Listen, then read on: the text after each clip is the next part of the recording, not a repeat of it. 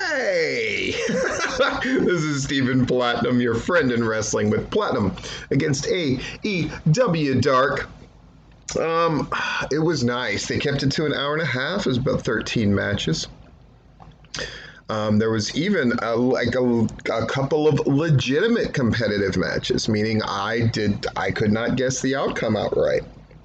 And that's definitely a good thing. I grade these on a 3-check system. For the matches that are squash or jobber matches, or foregone conclusion matches, as I like to call them, you get 1 check for the proper person being put over in memorable fashion.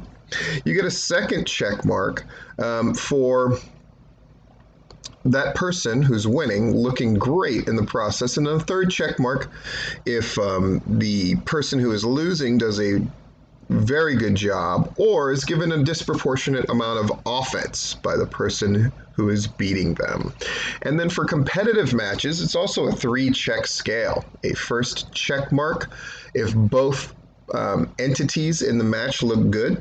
A 2nd check mark if a definitive winner emerges who is elevated by the win, and then a 3rd check mark if something is advanced that can be furthered on Dynamite, an angle, a feud, even a character facet that we haven't seen before, or perhaps a new finisher, something that is kind of served that can advance further on Dynamite.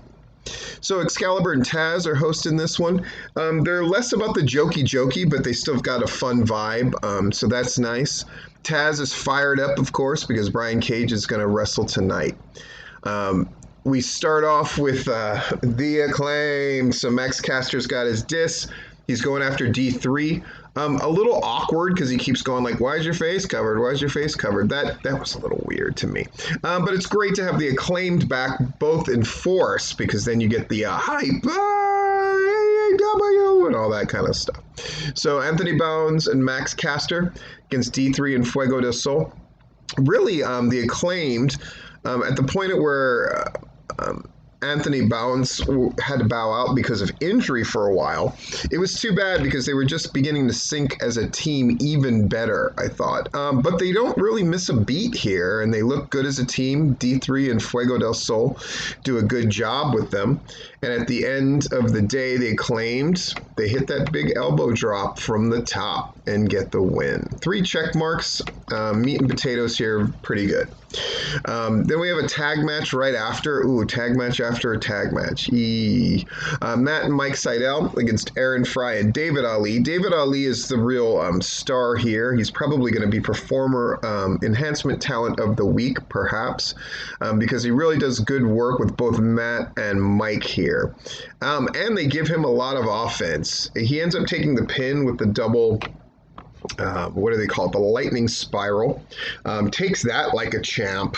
But Ali really did the lion's share of the work for his team and made sure the Seidels looked great, which is the point. 3 check marks and a great job by David Ali, I thought. Andrew Palace against Dante Martin in our 3rd match. Dante Martin getting comfortable with these solo wins, and this one's no exception.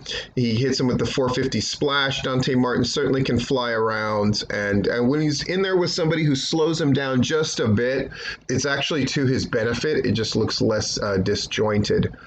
And so a good job here, 3 check marks. So are we going to have our 4th 3 check marks all night long for AEW Dark? They've had almost 80 episodes, and we'll see if we can pick up 3 check marks all night long. Duke Davis and Gannon Jones against the Varsity Blondes of Brian Pillman Jr. and Griff Garrison. This is as good as the Varsity Blondes have looked, and that's very important. Not only is their in-ring smoother, but they appear to be genuinely liking each other. And that's important for the kind of tag team that they are, especially as they are now in the top 5 tag teams in AEW, which means more and more prominent matches. The 2 guys losing to them do a fair enough job. I really like that Pillman Jr. at one point busted out an abdominal stretch. I thought that was interesting. And then they had other double team maneuvers that they did together, meaning the Varsity Blondes, and I really like that as well. 3 check marks. Of course, they end with the powerbomb top rope neckbreaker combo, which I think is one of the better finishers they do, and I'm glad that they're sticking with it. Brian Cage with hook against Marty Casas. And Marty is a notable figure from Lucha Underground, I believe. And so Brian Cage gives him a little more than you would expect, considering Brian Cage is the one who's going in to a big match against Adam Page on Dynamite, and gives him, I would say, a little too much, but it looks good, and that drill claw looked great. So that's 3 check marks for that match. Matt Hardy and they're calling him the Hardy Family. It's weird. HFO. They cut a promo saying how they're going to kick the Dark Order's ass. So I guess that's going to be our de facto main event. Yep. So it's good to see. It's going to be Private Party and the Butcher with the Bunny and Matt Hardy at ringside. I like this look for Matt Hardy as a manager. I think it looks sharp. I think he looks great. And I'm sure the Bunny will be shrieking throughout that match, which is one of my least favorite things, if I'm being honest. Renee Michelle does a very good job here with Layla Hirsch. Layla Hirsch, who continues to gain confidence as she's winning match after match, often teaming with Ryo Mizunami, but here solo. And I love the finish where Layla Hirsch goes for the jackknife cover and then transitions it into that armbar, and Michelle taps out. Good job here. Nothing really sloppy. Sometimes Hirsch matches have kind of like timing issues or they look a little herky-jerky, but not this one. Renee Michelle does a really good job with her, and Layla Hirsch gets the win, and I'll give this 3 check marks. Jake Roberts joins Excalibur and Taz on commentary, and you know you're going to hear him talk like this. Oh, I love impersonating Jake Roberts. So Lance Archer there, and his hapless victim, Jake St. Patrick, who tends to be one of the better people that they use enhancement-wise, and no exception here. He does a very good job. And Lance definitely looks dominant, looks brutal, looks violent. Just the little things Lance Archer does, I really like, where he like kind of rips and pulls at your face, and kind of he's really good at looking dominant without just picking people up and throwing them around, though he certainly does that as well. Jake Roberts actually hits a good line of, I loved when he said, just because he's smiling doesn't mean he's happy. That's a great line. Archer, that helicoaster thing is crazy.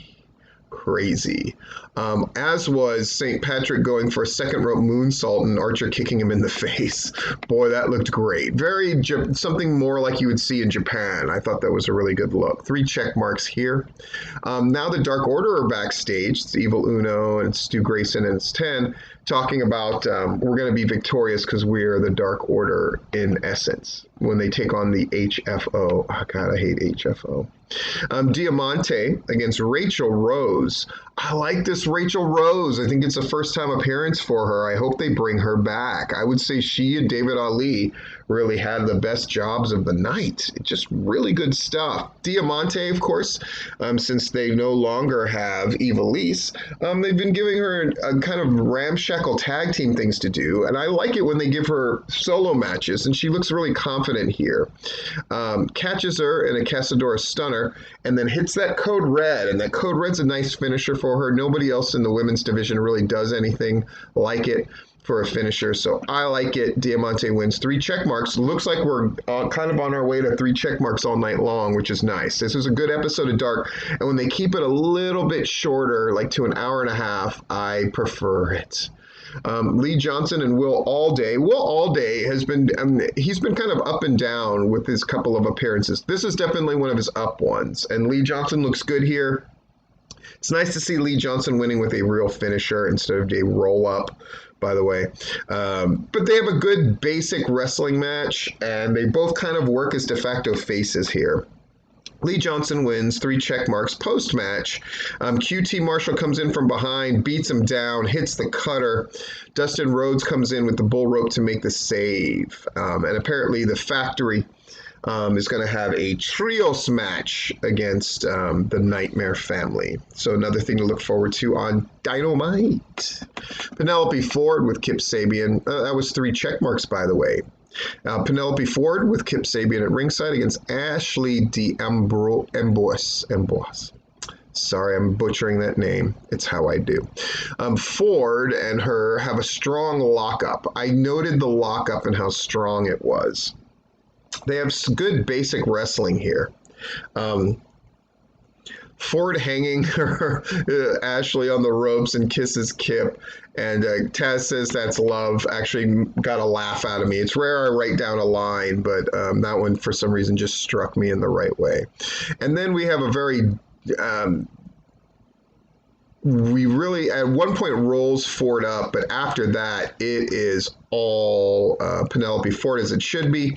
Ford wins with that beautiful fisherman suplex bridge that she does, where she gets on her tiptoes, and I mean the bridge is ridiculous. It's like the golden arches.